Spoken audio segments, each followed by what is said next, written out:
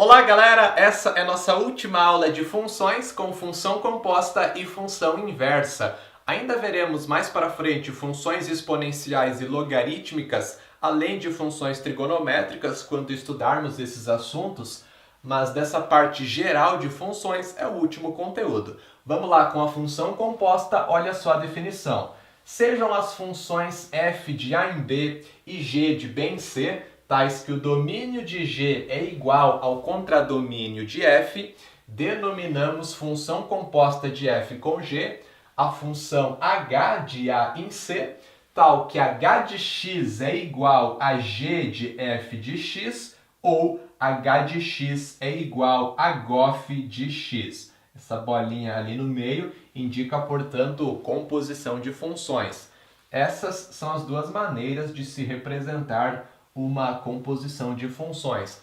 A que eu acho mais interessante é a primeira, porque ela já define bem o que seria uma composição de funções. Ó, g de f de x é pegar na função g e trocar o x dessa função pelo f de x, ou seja, pela função f, né?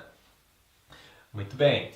Representei no diagrama a situação para a gente entender um pouquinho melhor. São três conjuntos, A, B e C, onde a função f leva de A para B e a função g leva de B para C. Então, dado um elemento x pertencente a A, aplicando na função f, encontramos a imagem correspondente que estará no conjunto B, certo? Que é f de x.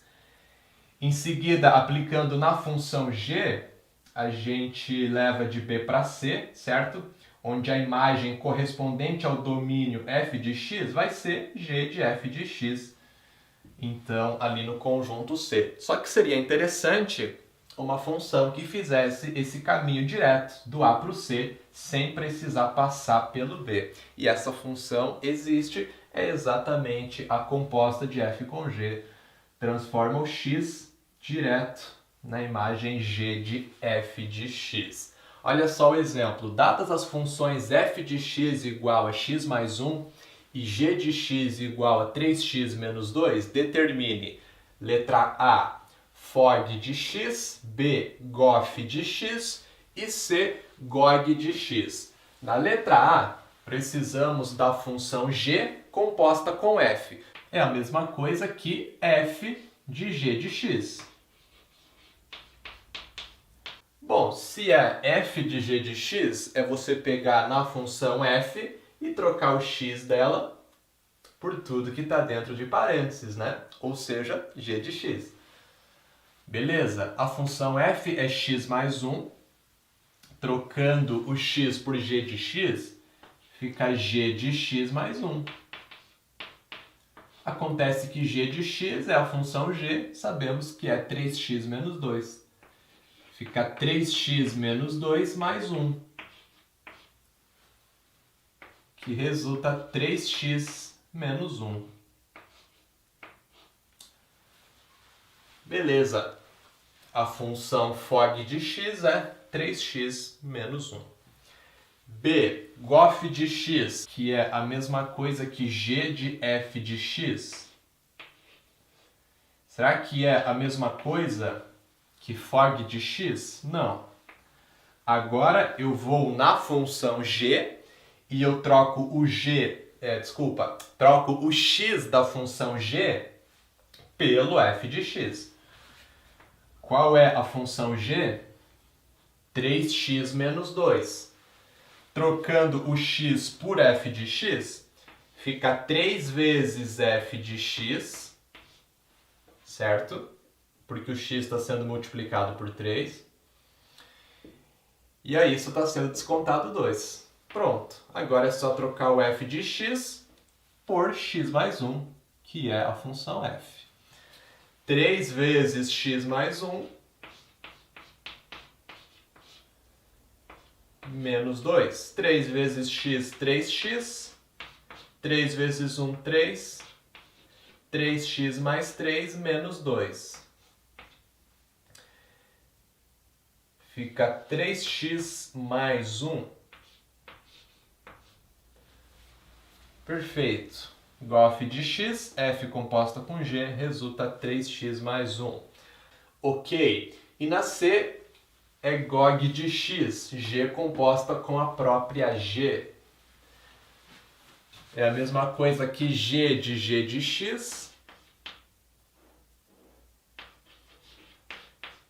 Vamos na função g e trocamos o x pela própria função g. Olha só, a função g é 3x menos 2.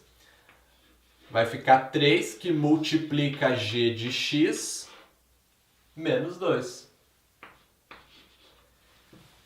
G de x é 3x menos 2, então é 3 que multiplica 3x menos 2 menos 2. 3 vezes 3x, 9x. 3 vezes menos 2, menos 6, menos 2. 9x menos 8. Essa é a função g composta com a própria g. Ok? Então não tem segredo nenhum. Função composta é você calcular qual é o valor de uma função para uma outra função, digamos assim. Você vai trocar o x de uma função por outra função. Só isso, bem fácil. E agora a função inversa.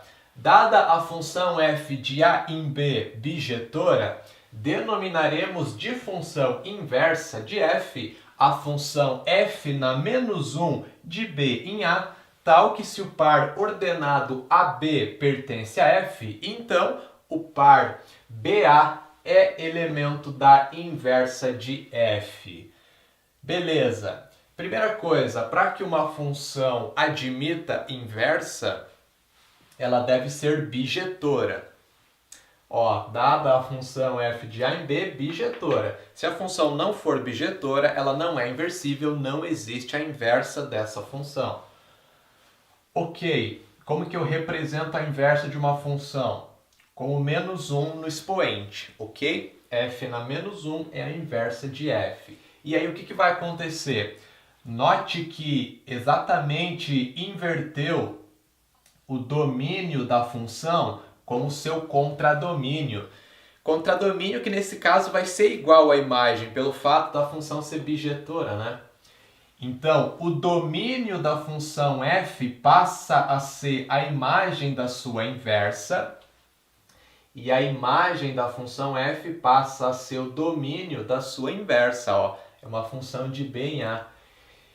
Então, para todos os pontos da função f, de coordenadas a e b, né? Domínio a, imagem b, na inversa vai exatamente inverter. O b vai passar a ser o domínio e o a passará a ser a imagem. Olha só esse exemplo que vai ficar mais claro.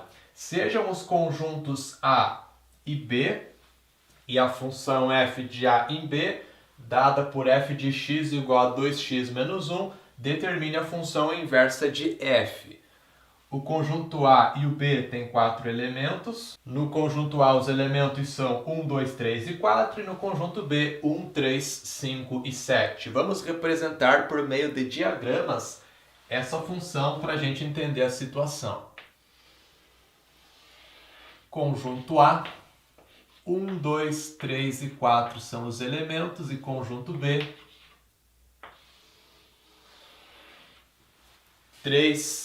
1, 3, 5 e 7. Beleza, aí a função de a em b é dada por 2x menos 1.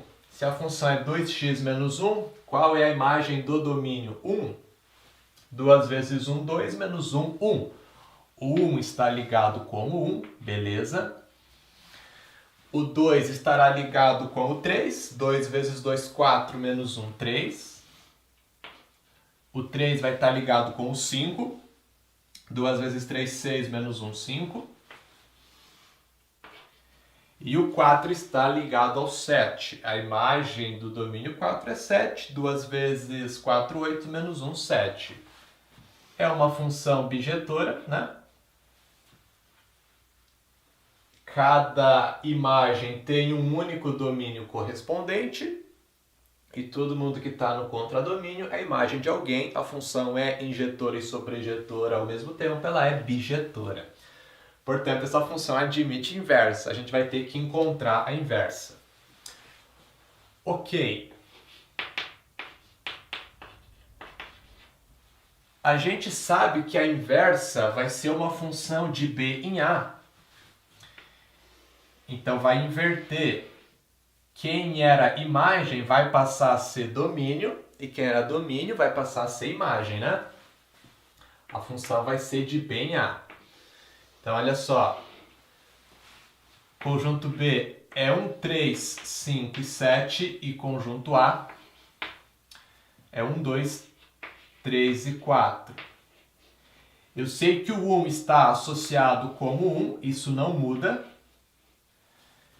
porque eu vou pegar todos os pares da função f e esses serão os mesmos pares da sua inversa, apenas vai trocar de lugar o x com o y, né? A imagem com o domínio. Beleza? Ao invés de ir de 2 para 3, vai de 3 para 2. No primeiro par não muda, porque os dois números têm o mesmo valor, né? Mas aqui no terceiro par, ao invés de 3 para 5, vai de 5 para 3. E no último, ao invés de 4 para 7, vai de 7 para 4. Essa função aqui é a inversa de f. F na menos 1. A gente só precisa descobrir qual é a lei de formação dessa função. Qual é a equação que está fazendo com que o 1 vire 1, com que o 3 vire 2, com que o 5 vire 3 e com que o 7 vire 4.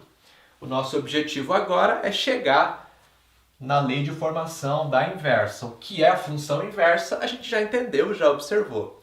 Como que eu faço agora para chegar nessa lei de formação? Bom,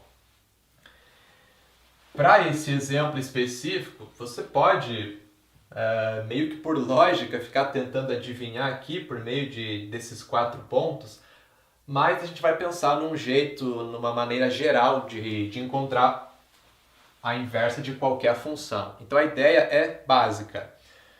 Você vai pegar na função f e vai inverter as variáveis. Você vai trocar o y pelo x e trocar o x pelo y. Em seguida você isola o y. Só isso.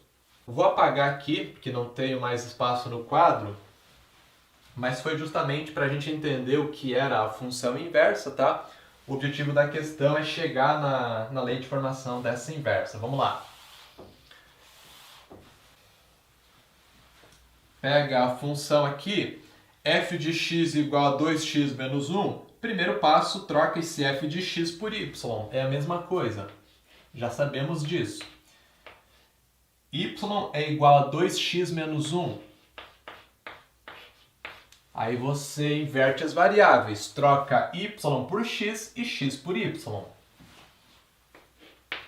Vamos anotar isso.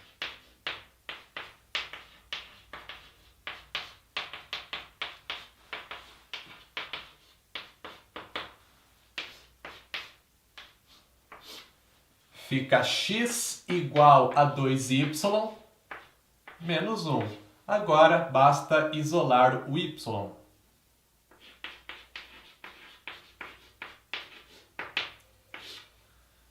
Passa o menos 1 para o lado de lá, vai passar somando. X mais 1 igual a 2y. E por fim, o 2 está multiplicando, vai passar dividindo, assim encontramos o y isolado, certo? É x mais 1 sobre 2.